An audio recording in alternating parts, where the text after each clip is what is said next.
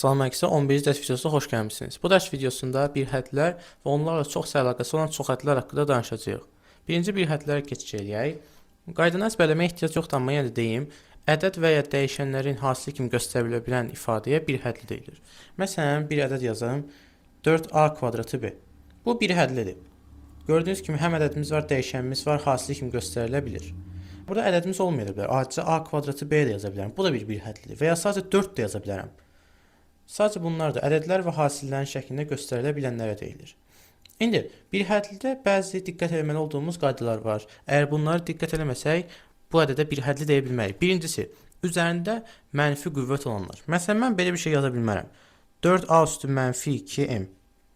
Burada gördüyünüz kimi mənfi 2 var üst. Niyə bu ola bilmir? Çünki bu nəyə bərabərdir? 4m bölünsün. Üstü mənfi olanlar məxrəcə düşmürdü.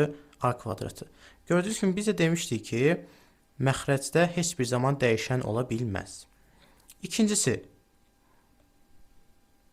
qüvvəti kəsrədə də olanlar. Yenə məsələn belə ədəd yazım. 4m üstü 3də 1n. Bu da həmçinin ola bilməz. Bir digəri də nə idi? İçində toplama və ya çıxma olanlar. Yəni bu çox asan bir şeydir. Çünki bunu eləsə yarısıq çox həddiyə keçir. Məsələn 4a üstə gəlsin 7x kvadratı kimi bir şey yaza bilmərəm təbii ki. Çünki ortasında gördüyünüz kimi vurma var. İndi önəmli bir xüsus bir hədlinin dərəcəsi. Bir hədlinin dərəcəsi dəyişənlərin qüvvətlərinin toplanması ilə tapılır. Məsələn, belə bir ədəd yazım. 4a kvadratı b kubu s.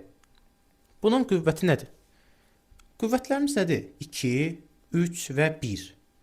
Demək ki, bunun ümumi qüvvəti neçə olacaq? 2 üstə gəl 3 üstə gəl 1. Bu da 6 edəcək. Bu qədər sadə. İndi bir digər anlayışımız var. Bir hədlin standart şəkli. Əzbərləmə ehtiyac yoxdur, amma yenə də qaydanı deyim. Birinci vurğu ədəd olmaqla müxtəlif dəyişənlərin müəyyən natural qüvvətlərin hasil şəklində yazılmış bir hədliyə onun standart şəkli deyilir. İndi cümlə bilirəm çətindir, amma əslində mənası çox asandır. Yəni deyək ki, hər şey normasında olsun. Məsələn, baxın, belə bir ədəd yazım. 7a kvadratı b kubu. Burada hər şey normasındadır, hə? Ədədimiz var, dəyişənlərimiz var. Qəribə bir şey görsənmir. Amma bunu belə yazsam, 7a kvadratı b kubu a. Daha doğrusu bir dəqiqə doğru olmasın, belə yazım məsələn. Görürsünüz, əslində bununla bu eyni şeydir. Amma burada nəsə uyğunsuzluq var. 2 dənə yerdə a var. Bunu düzəldib necə eləməliyik? Elə əvvəl kimi eləməliyik ki, bu standart şəklə gəlsin. Və ya başqa bir nümunə ilə verim. Məsələn, 4mn kvadrat. Bu sizə normal gəlir, hə? Bir də bunu belə yazım. 7m vur 2n kvadrat. Bu doğru deyil. Çünki bizim ədədlərimiz hər iki yerdədir. Bunları yenə vurub standart şəklə gətirməliyik. Keçək çox hədliyə. Bir hədlərin cəbri cəminə çox hədli deyilir. Yəni ki, bir hədləri toplama və ya çıxma kimi yazanda çox hədli alınır. Məsələn, belə bir şey yazım. 5x üstə gəlsin 7xy kvadratı. Gördüyünüz kimi bu çox hədlidir. Və ya başqa bir şey yazım. 3ab kvadratı çıx 7x plus 5. Bu da bir çox hədlidir. İndi, çox hədlinin gəlin hədlərini tanıyaq. Bir ədəd yazmaq istəyirəm. 3a kubu b çıxılsın 3c üstə gəlsin 7ad kvadratı üstə gəlsin 5.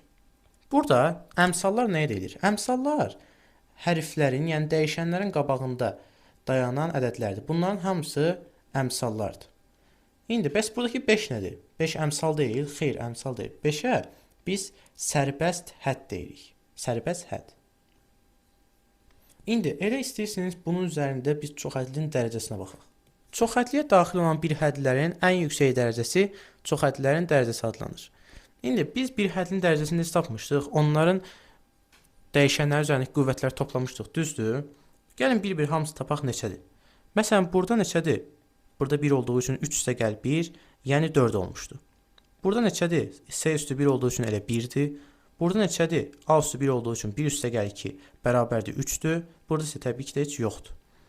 Burada 3, burada 1, burada 4. Hansı daha böyükdür? 4. Demək ki, bunun da qüvvəti elə, daha doğrusu dərəcəsi də elə 4 imiş. Bu qədər sadə. Dərsimiz bu qədər.